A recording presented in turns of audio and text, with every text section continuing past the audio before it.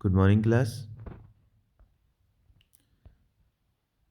Today we are going to start a new chapter, that is gravitation. Okay, so what is gravitation first? What is gravitation or gravitational force? Earth attracts all things towards it through an unseen force of attraction. This force of attraction is called gravitation or gravitational pull. अर्थ एक force लगा रही है हर body पर और उसको किसी भी body को अपनी तरफ अट्रैक्ट कर रही है। इसी फोर्स को हम ग्रेविटेशन या फिर ग्रेविटेशनल पुल कहते हैं। Isaac Newton first discovered it. इसको डिस्कवर किया था आइजैक न्यूटन ने। Now what is centripetal force? The force that causes acceleration and keep an object moving along a circular path is acting towards the centre.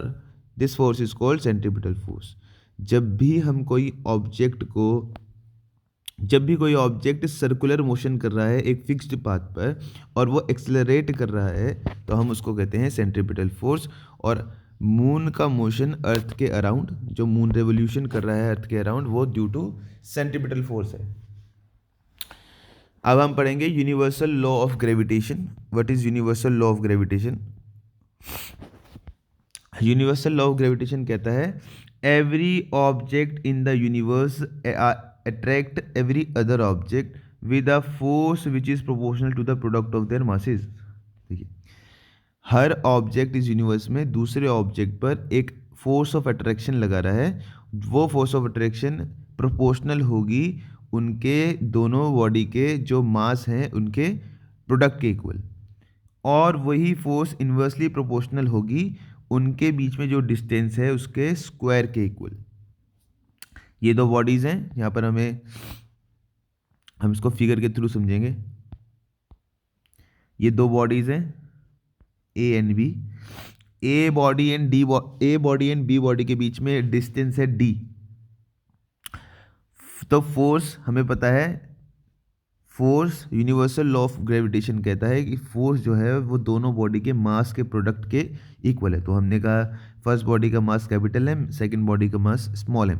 तो force क्या हो जाएगी, वो proportional है दोनों के प्रोडक्ट के इक्वल। और फोर्स जो है वो दोनों के बीच में जितना डिस्टेंस है उसके इक्वल भी है।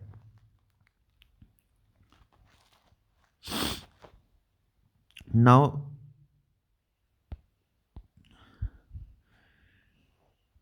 force is directly proportional to mass of the bodies and force is directly proportional to distance between square of distance between two bodies।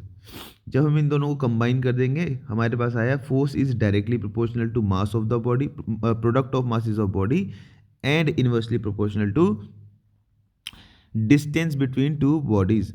दोनों बॉडी के बीच में जितना डिस्टेंस है उसका स्क्वायर उसके प्रोपोर्शनल है, इनवर्सली प्रोपोर्शनल। और जो प्रोडक्ट है दोनों बॉडी के मास का उनके डायरेक्टली प्रोपोर्शनल। जब भी प्रोपोर्शनलिटी का साइन आता है तो हमें इसको रिमूव करने के लिए कांस्टेंट लगाना पड़ता है, और यहाँ पर हम वो कांस्टेंट यूज कर रहे हैं capital G, and ji stands for constant of proportionality. ठीक है और इसी को हम कैपिटल जी को यूनिवर्सल ग्रेविटेशनल कांस्टेंट भी कहते हैं।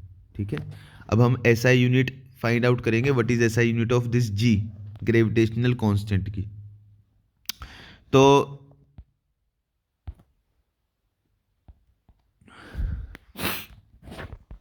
हमारे पास फॉर्मूला है this one, force is equal to G M G capital M small M upon D square.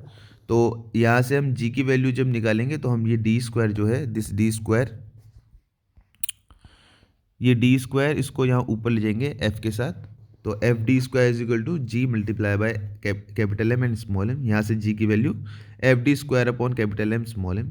हम ऐसा यूनिट रख रहे हैं, फोर्स की ऐसा यूनिट न्यूटन, डिस्टेंस क्योंकि स्क्वायर में है और मीटर में नापा जाता है तो डिस्टेंस का स्क्वायर मीटर का स्क्वायर अपॉन के जी, की मास जो है वो हमेशा के जी में काउंट होता है। तो ऐसा यूनिट ग्रेविटेशनल कॉन्स्टेंट की हमारे पास आ गई न्यूटन मीटर स्क्वायर पर के जी स्क्वायर। और यहाँ पर आपको जी की वैल्यू भी याद कर लेनी है, that is 6.673 multiply by 10⁻⁻11 newton metre square पर kg स्क्वायर।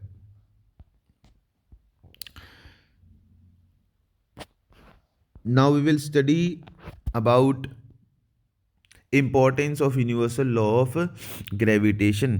क्या इंपॉर्टेंस है यूनिवर्सल लॉ ऑफ ग्रेविटेशन के? तो यूनिवर्सल लॉ ऑफ ग्रेविटेशन या फिर कैपिटल जी, सॉरी, जो हमने फॉर्मूला पढ़ा, F equal to mass of two bodies, product of mass of two bodies upon square of distance between two bodies. तो ये हमें हेल्प करता है, जो हमको अर्थ से बाइंड करता है। यही फोर्स, यही ग्रेविटेशन, यही जो फोर्स ऑफ यही जो लॉ ऑफ ग्रेविटेशन है, यही हमें हेल्प करता है अर्थ पर, अर्थ से बाइंड करता है हमको। हमारे जो मून है, मून का जो रेवोल्यूशन है अर्थ के around, that is also due to law of gravitation.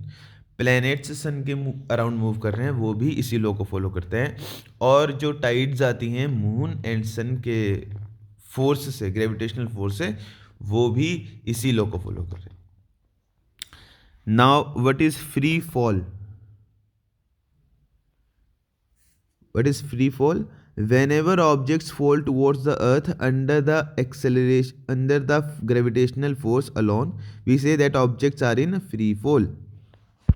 जब भी कोई बॉडी अर्थ की तरफ मूव कर रही है, सिर्फ ग्रेविटेशनल फोर्स उस पर लग रही है, तो हम कहते हैं वो बॉडी फ्री फॉल में है। और जब बॉडी फ्री फॉल में होती है तो उसकी डायरेक्शन चेंज नहीं होती। लेकिन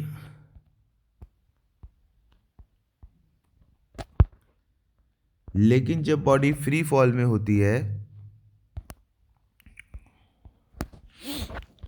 तो उसका एक्सेलरेशन जरूर चेंज होता है, जिसको हम कहते हैं acceleration due to gravity. Most of the times due to earth attraction, क्योंकि अर्थ उसको अट्रैक्ट कर रही है। There will be a change in magnitude of the velocity. जो ऑब्जेक्ट होगा या बॉडी होगी, उसकी वेलोसिटी में चेंज आएगा जैसे जैसे वो अर्थ की तरफ मूव करेगी। और इसी को हम कहते हैं कि एक्सेलरेशन प्रोड्यूस हो रहा है उस बॉडी के अंदर। और जब कोई बॉडी के अंदर एक्सेलरेशन प्रोड्यूस हो ड्यू टू ग्रेविटेशनल फोर्स, तो हम उसको कहते हैं एक्सेलरेशन ड्यू टू ग्रेविटी। इसको हम स्मॉल जी से डिनोट करते हैं, और इसकी ऐसा यूनिट मीटर पर second square, same as acceleration, क्योंकि ये भी एक तरीके से एक्सेलरेशन ही है, लेकिन एक्सेलरेशन ड्यू टू ग्रेविटी है, इसलिए हम इसको जी कहते हैं। फोर्स का फॉर्मूला हमें पता है, that is mass into acceleration. और क्योंकि हमारा जो एक्सेलरेशन है वो ग्रेविटी की वजह से हो रहा है, इसलिए फोर्स या ग्रेविटेशनल फोर्स जो होगी वो फोर्स हो जाएगी mass multiply by acceleration due to gravity. और एक्सेलरेशन ड्यू टू ग्रेविटी की वैल्यू है 9.8 मीटर पर सेकेंड स्क्वायर। ओके क्लास, इसके बाद हम नेक्स्ट क्लास में कंटिन्यू करेंगे अपना टॉपिक। Thank you class.